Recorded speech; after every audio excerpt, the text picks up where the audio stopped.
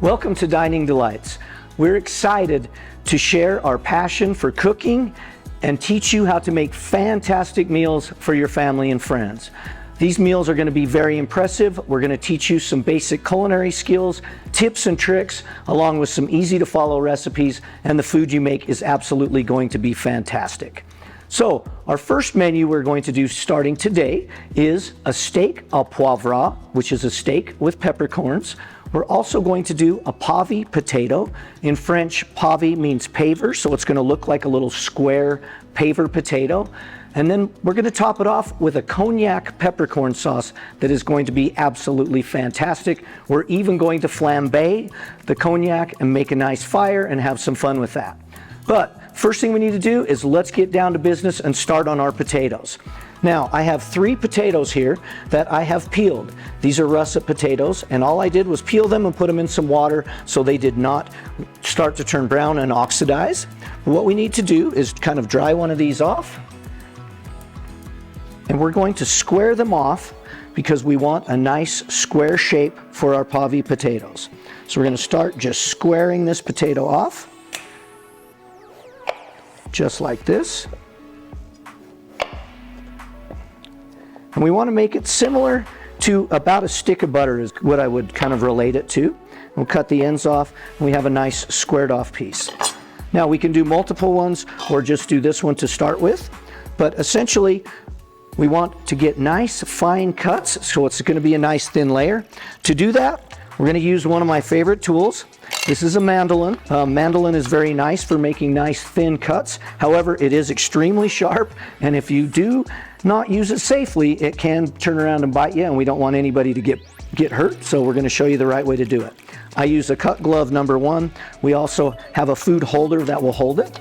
So in order to do this, I'm going to use my food holder between my hand and the blade, and I'm going to go down, and I'm just going to keep making these nice long strips. And you'll notice I'm going the long direction with the potato. That is so we have that nice long piece to build our pave potatoes with. So what we're going to do is make sure and get all of our potatoes nice and thin strips like this, and then we are going to put them in this bowl, and we're going to start with some heavy cream, just like this. And this is heavy whipping cream, 40% fat, big pinch of salt, and a big pinch of pepper. Now we'll take our cut glove off, and we're going to actually stir these together like this. And we want them to get all nice and coated. Now, because I was working a little bit ahead of schedule and I wanted you to see the whole process, I will show you now that some of these extra ones we pre-made for you. We're going to toss those in so we have just enough to actually fill our pan. But we want to make sure, again, they're all completely coated in this mixture. This will help them so they do not oxidize. It's also going to add a delicious, rich flavor to the potatoes, and they're just going to absolutely be fantastic. And we'll set this aside while we prepare our pan. And this is really easy, but it is kind of tricky. It does kind of take a little bit of work to get this pan all prepared. I have a paper towel, and I'm going to take some butter, and this butter's softened. So we're going to take that softened butter, and we're going to go all the way around bottom and sides of the pan, all the way around. We want to make sure that it's well coated. We don't want any of this to stick. It does have quite a bit of fat in it, so it does tend to make a nice crust on the sides and doesn't always stick everywhere, but we want to make sure we don't get any sticky. So you can see we have it nice and oiled. Now, I cut some strips of parchment paper. I have one to go the long direction and one to go the shorter direction.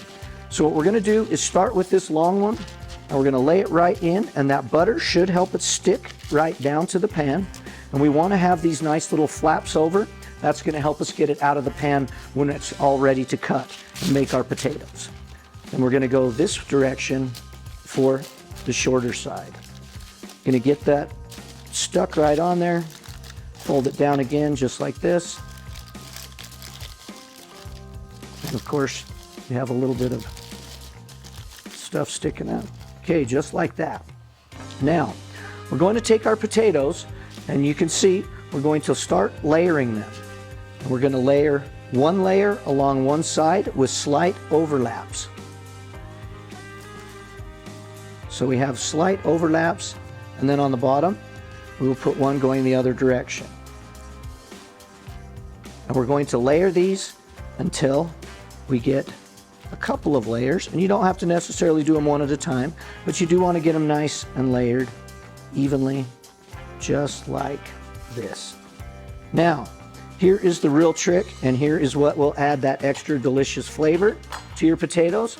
We're going to take dollops of butter and put them right in, just like that. And then in this little dish, we have duck fat. Duck fat adds a nice umami flavor to things. It also is very good at helping things crisp, so the edges of these potatoes will get more crispy by adding this duck fat, and we're just gonna drizzle some right in there, get that extra flavor. And then the most important thing, we still need more salt and pepper in between each layer. And we're gonna do this 4 times.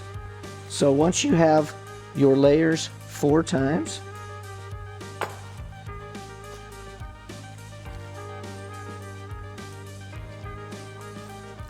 okay, now we have our 4 layers, and what we're going to do is very carefully layer our parchment paper over like this and fold it into the pan. Once it is folded into the pan, we are going to cover this pan with some aluminum foil. Okay, we want to make a nice tight seal because we want these potatoes to cook and get lots of steam and not dry out. So what we're going to do is put these in the oven at 350 degrees for 1 hour and 50 minutes. So 1 hour, 50 minutes.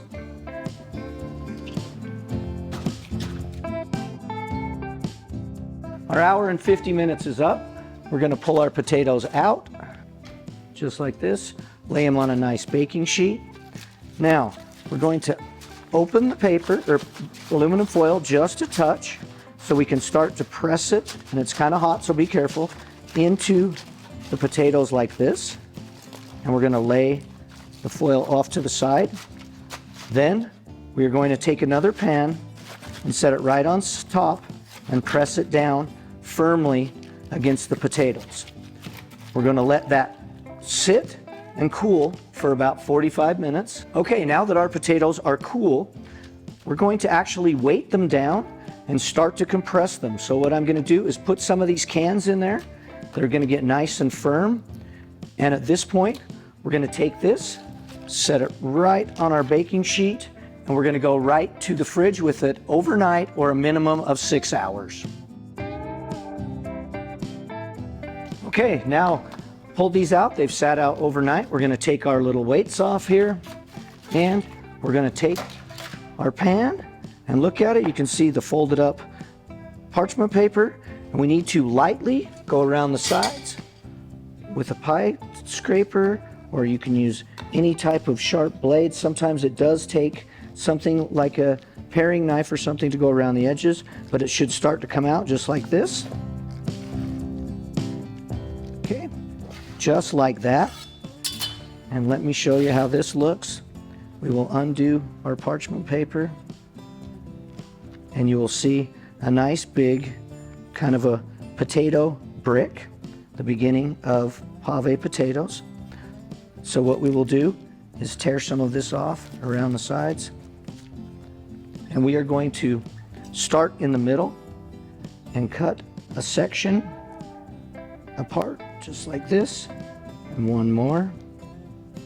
We're going to cut this in about 3/4 inch pieces, and you should get 8 of them in this particular loaf pan.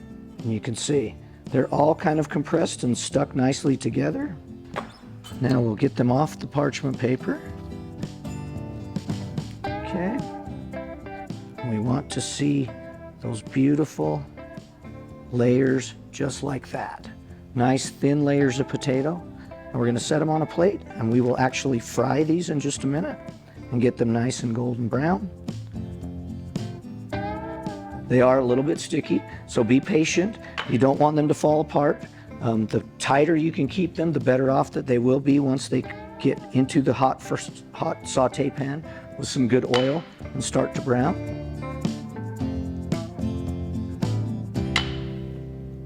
Okay.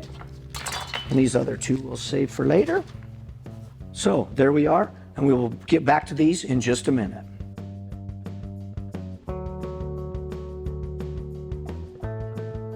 Welcome back. Now it's time for the steak au poivre part of our meal.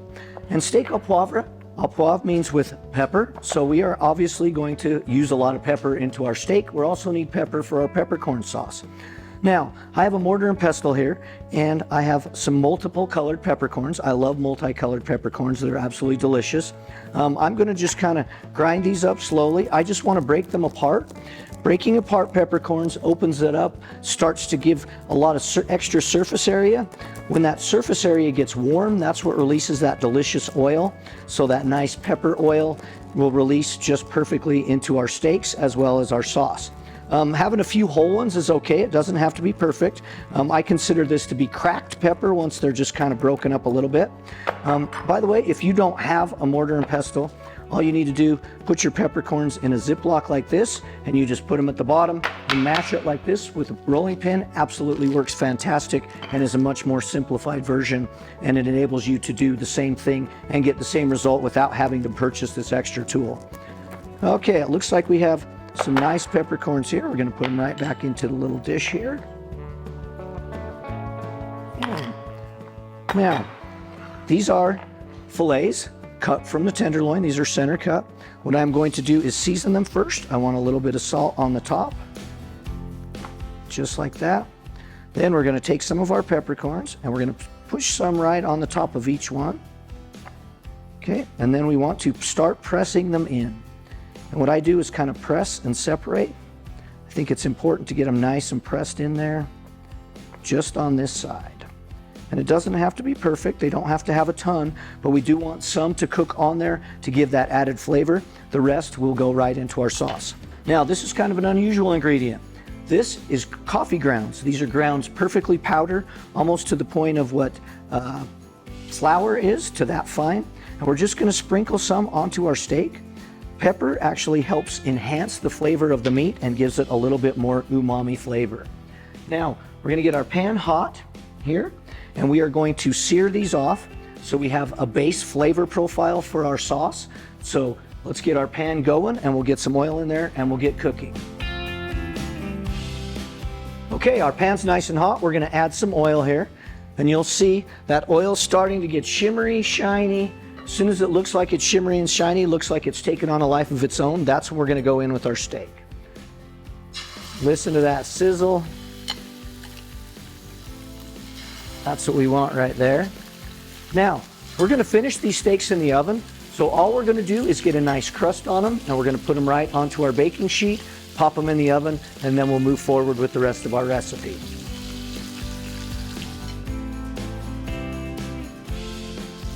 Okay, we're gonna get these turned over now. Looks like we're starting to get a nice crust, just like that. And also, since we didn't really season the bottom of this steak, we're gonna season it now. We wanna get lots of salt.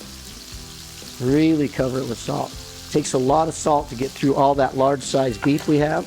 And then I'm just gonna give it a little bit of extra regular pepper. This is still fresh ground, but a little bit smaller just to top them on there. And we're gonna let these go for, just a minute or so till we can get a nice crust on them, and then we'll put them right in the oven. While they're finishing cooking, I wanna tell you a little trick too. This is one of my favorite things to do is, while I am going to put those in the oven, I have some nice thin pieces of asparagus here. I'm gonna lay those right on the same baking rack that I'm cooking the steaks in, because they'll go in for, about 7 or 8 minutes to finish that. So I just do a little drizzle of olive oil like this, top them with some salt and pepper, and just like that, we'll be able to add another addition to our meal without any additional effort, and it actually looks really pretty on the plate and adds some nice nutritional value to the meal with the green vegetables. Our steaks look nice. I'm gonna lay them right down, just like that. And we're gonna go right to the oven with them.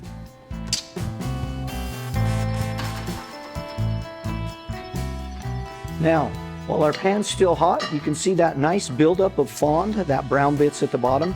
Fond means in French is base. That is the base of our sauce. But I have something special here. These are morel mushrooms. They're typically only grown in the spring. And my parents actually found them at a farmer's market. And we're gonna actually put those in our sauce today too, or at least on the side so we have something extra delicious. And for a morel, I just cut the little stem off. They are completely edible, but I do like to take them off because they do get a little tough. And then just cut it right in half and then right into the bowl. And we're just gonna go right into that hot pan. A little bit of salt and pepper. We're just going to stir those around for a minute. And they will absorb some of that flavor from the beef, as well as add their own flavor to the pan, which will go into our sauce too. And we're just going to let those cook. They take about 3 or 4 minutes is all. Now, because these are wild, I wouldn't recommend ever eating them raw. You want to always cook them. You want to get that extra help just to make sure if anything is in there that was in the wild. I did a good job of cleaning them. I go through them to make sure there's nothing in them and then wash them really well. But you want to make sure that, they're good. And these are actually starting to get nice and soft now. So we're going to pull those right out onto a plate and be ready to serve with our steak. Then we're going to go into our pan with some butter and we're going to start building our sauce. Going to push that butter around. And that butter is going to kind of give us a little bit of extra liquid inside that pan to start releasing that fond. You'll see you can get that butter, just start scraping and that fond will come right off. Then we're going to go in with some shallots, just like that. And the pan's a little warm, that butter's starting to brown. We don't want to overdo our shallots, but we want to get some good flavor out. Then we're going to add some garlic. Now, garlic's a tricky one. We're only going to go in for just a short period of time with the garlic. We don't want the garlic to burn, and it does burn very easily. So we want to make sure that it's just in there for a few seconds, being pushed around, always moving. We want the oils to release from the heat, but we don't want any of the burnt garlic. Now comes my favorite part. We're going to actually flambe this pan out and get some of that flavor out and kind of reduce our cognac. Here is cognac here. I'm going to turn the flame off on the stove. I'm going to add our cognac like this and ignite it with a lighter. Boom. Anytime you are flambeing anything, it is important to, safety is number one. Never pour it over a lit flame. Always take the pan or turn the flame off or remove the pan from the heat. I prefer to use a lighter to ignite it instead of the heat from the stove, just for safety's sake. And what this is going to do is reduce that cognac and cook the alcohol flavor out of it, but that cognac flavor is going to remain. Cognac is actually made from grapes that are grown in the Cognac region in France. Very traditional grapes for cooking and drinking. Cognac is a distilled type of a liquor, kind of like taking wine and distilling it and making it more high alcohol and a little bit stronger, but very delicious. Okay, now we're going to go in with heavy cream and a big pinch of salt, big pinch of pepper. This is a pepper sauce after all. And the most important thing while we're letting it simmer, we need to add those peppercorns. Make sure the heat goes back on.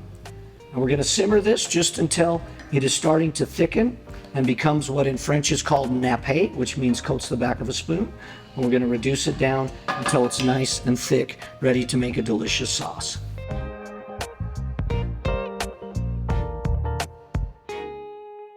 Okay, we're going to get our potatoes ready. This pan is super hot, you can see. We're going to get that oil in there, and you'll notice that oil is starting to shimmer right away. So we want a good layer of oil to put these potatoes in. I went ahead and patted them dry before I put them in, and I'm just going to drop them right in the oil like that. You'll hear that nice hit. Okay, just like that. We're just going to let these brown. They're already cooked through. They're going to brown and warm through. And as soon as we get those nice and brown, we'll be ready to start plating. And we'll get everything on our plate for our delicious meal today. Okay, let's get our steaks out of the oven. Oh, and they look beautiful. Go ahead and get some temperature on them. Very nice, 130 degrees for medium rare. Perfect, they'll rise right up to 135. We're going to turn our potatoes over here. And you'll be able to see that nice brown color. That's it. And that's what we're looking for. You can see they look like a beautiful paver. And while we're finishing browning that side, we can go ahead and start to plate up. And get some of our asparagus here on the bottom. And see how beautiful those asparagus look. Nice and al dente. We're going to layer some of our sauce right on one side of that plate like that. We will take our filet mignon with our peppercorn right in the middle. Add some of these delicious morels for that nutty umami flavor. And then now, of course, we need to get that beautiful pave potato out and right on the plate with it. Just like that. And we'll top it with some fancy microgreens.